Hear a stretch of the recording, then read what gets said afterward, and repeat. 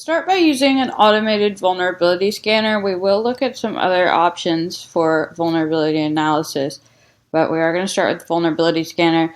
Some people say vulnerability scanners are kind of like cheating. Some of the courses you might do, they might say you can't use a vulnerability scanner on your test, for instance. It's true that a skilled pen tester should be able to replace the vulnerability scanner. We should always do manual analysis. We should always verify our results manually, but like many things with computers, they can do tasks very quickly that are repetitive and dull and require a lot of input. Same thing with vulnerability scanners. Basically give it a database of possibilities and checks of how to try it, and it can do lots of checks rapidly, whereas we can only do so many ourselves, and it can, of course, remember everything. So I think that they're quite useful. If you do any professional pen testing, no doubt you will find yourselves working with vulnerability scanners a lot. So I would definitely encourage you to know how to use them at the very least. We're going to use one called Nessus. There are certainly others. You're welcome to try others as well. If you have access to either a free version or your work or school has a license for others, by all means, feel free to use those. So we're going to use Nessus. This is Nessus Home Edition, so the free version that you should only use for your home purposes. So we're just going to use it on our local network. So we're going to do service Nessus start, and that's not right. It's service Nessus D start Nessus daemon. And so that starts that up. So that's like our service Apache 2 start that we did in our Linux section. It just starts up the Nessus server. Nessus is not installed on Kali by default. In your setup instructions, I showed you how to install it. So it does have a command line interface, but it also has our web GUI. So that's going to be listening over HTTPS, and it's localhost, so 127.0.0.1, and that port is 8834. That's Nessus's port. And see, this is Nessus Home. There's a Nessus Professional Edition. Nessus Home is going to be limited in what it can do, and it is free, whereas we have to pay for our Professional Edition. So I made my username Georgia and my password. Again, don't use password as your password. But if I don't do that, then I forget them. So I always use them for classes, but don't do what I do. Do as I say, not as I do. So the Nessus interface may change. It has gone through a lot of changes since I've been using it. So by the time you run this, you may find that your interface is completely different, but the way it works will still be the same. You have policies, and in this case, you actually have to create a policy. Some of the ones that I've seen come with policies already in them, so it really just depends on what you're going to get. I think it may be the pro version versus the home version now, because I've seen it come with policies recently, and this is a fairly recent install, so you may have policies, you may not. But if you have to create one, just go to new policy here, and this is going to be what kinds of checks and things that Nessus is going to run. I'll just say new policy, and all sorts of different stuff here, like credentialed patch audit. A lot of the times you do this, like if you're on the internal security team, you can give it like domain admin credentials, and it'll log in everywhere and check internally. So it won't only find network-based vulnerabilities, but things like out-of-date iTunes and out-of-date Flash and other things that might lead to a client-side attack, which we'll discuss a bit later. It'll be able to find that as well. Let's just do basic network scan. And I'll just call it Georgia's policy. Georgia's policy. Next. Choose a type. Internal works. We're not going to do any authentication. Again, that's if we want to log in, which you may find your clients have you do that. You do like configuration reviews where they give you credentials, and it logs in and checks the registry and such, but typically we don't do that. We have a policy, so we need some policy. Again, it may come with policies, it may not, and if it does, then you can use one of the built-in ones or create your own. And if we go into advanced mode here, we can see like plugins. Like by default, it has brute force attacks disabled. That might lock out accounts and even bring something down. So that would be checks that might be detrimental to the environment. So those are turned off by default. Some other ones are disabled. Like there's some things for mobile devices. We don't have any mobile devices here. Doesn't have too much for mobile devices. A few things. And policy compliance is off, so we could turn on compliance checks if we were logging in. But a lot of things are already on, so you can, go in and enable specific plugins as well. I mean, I'll just use the default, but as you use this more and more, you may find that there's specific things that work well for you. Like printers are always a disaster with Nessus and other vulnerability scanners because they print out smiley faces and stuff. So if your client doesn't know entirely what's going on, you might get a call about why did all the printers go off in the middle of the night and start printing out pages. So I was once on an on-site security team for a while where we did a periodic credential scan, check the patch levels and such in the environment. And then, one day we decided to go try and find all the printers in every floor we went to because we were trying to put them on a VLAN by themselves, which they should have been anyways, but they weren't. So that was our task. But every floor we went to, people would be like, our printers spit out all this stuff once a week. So it's not really that big a deal, but wasting paper. So we'll just, again, leave it as the default. So now we're going to run a scan. Do new scan. Georgia's scan. And we're going to use Georgia's policy. And we can upload a targets file. We only have 2 here. 3 if you want to do the Windows 7 target as well, but it won't really find anything. But of course, we can just type them in. So mine are 192.168.1.76 and 192.168.1.80. So those are my 2 targets, my Ubuntu and my Windows XP. Again, you can put this Windows 7 in as well. I just leave it out to save time in the video because it's an example of a more complex target. It's patched. It has some issues on the website. And we'll see it in client sides and such as well. But from a network perspective, it's pretty up to date. So our scan is running. And we can actually see it in real time. See, it's 0% done, but we're already starting to see vulnerabilities here, lighting up orange and yellow and blue. So we can see here, blue is info.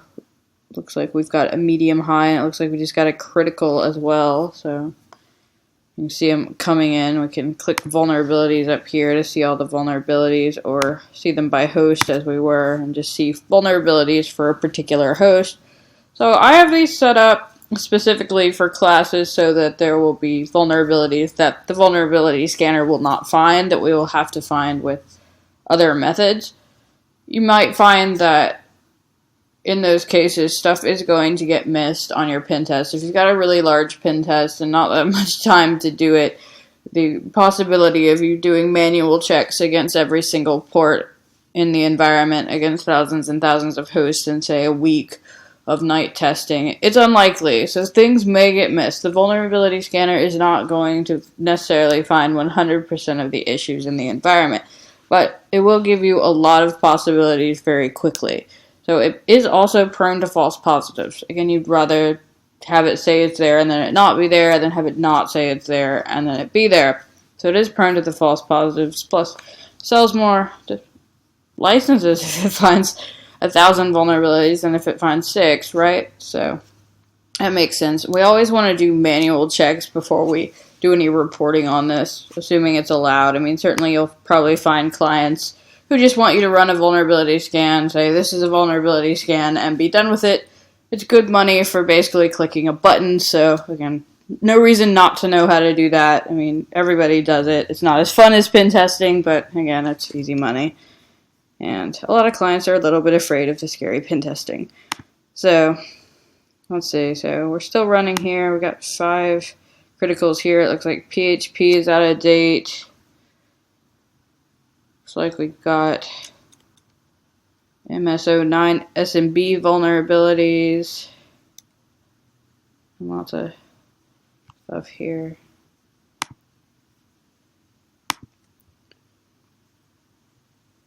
Unsupported operating system, VSFTPD, smiley face backdoor. Did we talk about that already in our information gathering section? I think we did. I think we talked about that the version number 2.3.4 for VSFTPD was the correct version to possibly be vulnerable to the smiley face backdoor. But we weren't sure because the version number didn't change after the patch or before it. But Nessus seems to think that it is there. Nessus actually seems to kind of exploited it, because again, all you have to do is give it a smiley face in the username, and it said that it gave us root access, so we should be able to exploit that during our exploitation phase, no problem. And also over here to the right has more information, so exploits are available, and it says there's one in Metasploit, though we'll find that we can do this manually just as easily. So it looks like that one's done. Denial of service. We're probably not going to want to run any denial of services. It says network file system share user mountable. We did see the network file system port. Didn't really look at it yet. It looks like there's a share called Export Georgia. There's the contents here, partial content. So that might be something we'd want to take a look at, see what's in the network file system share. It may be nothing. I mean, again, like printers to come up again, like sometimes they have network file system shares that have really nothing interesting in them. You'd think, oh, it's got old print jobs in it. And maybe, depending on the configuration, but it may just as easily be like nothing. So you may find network file system shares that really get you nowhere in terms of the pen test, or you may find a gold mine, which, this being a pen testing class, you know, chances are that's going to be something we want to take a look at.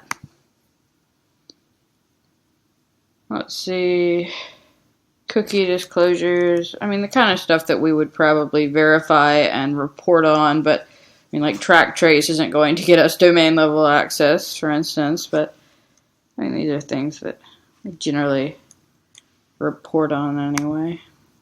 Look at the other one. Okay, it looks like we're done. So let's see. Got a lot of criticals here. Looks like we've got some out-of-date Apache, out-of-date PHP. It looks like it's Windows XP, which is unsupported, which it wasn't unsupported when I started teaching this class, but you'll be surprised how many Windows XPs and Windows 2000s you find lying around.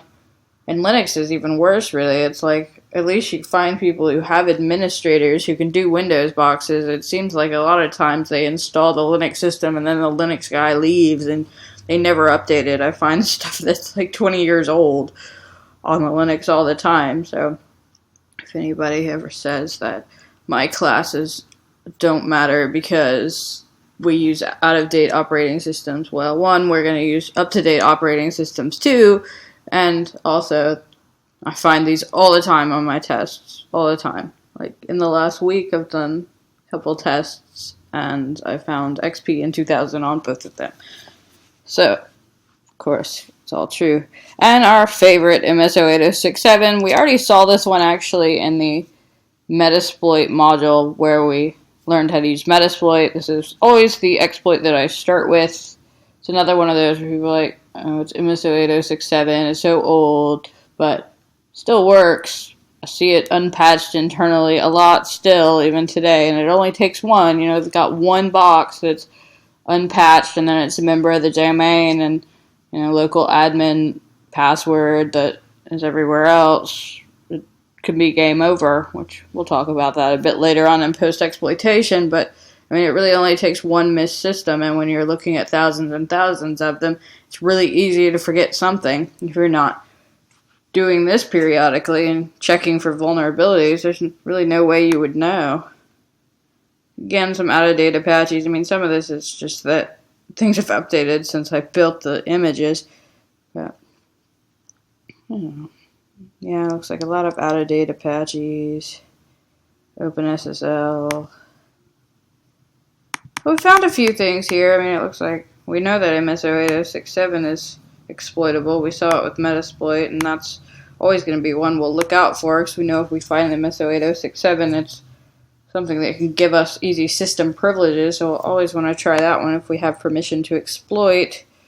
We already know how to do that, so you can check back to the Metasploit section if you want to see it again.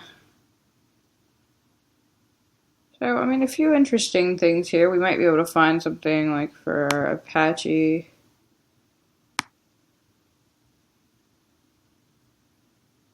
Looks like there's Metasploit modules for some of these Apache things. I always find that the web server ones are really not that easy to get to exploit nicely.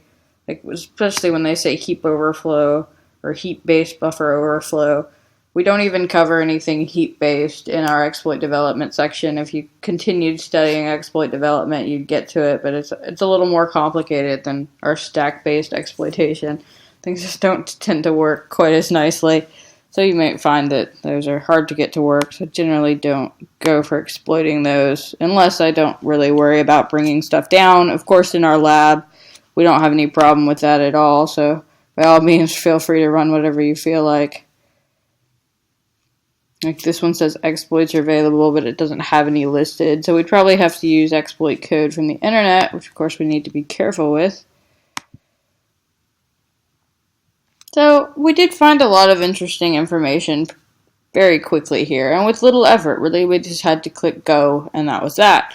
So again, I did design this such that there's going to be other stuff that we can find that the scanner didn't find that is going to be exploitable, but I would always encourage you to run the vulnerability scanner and at least see what you get out.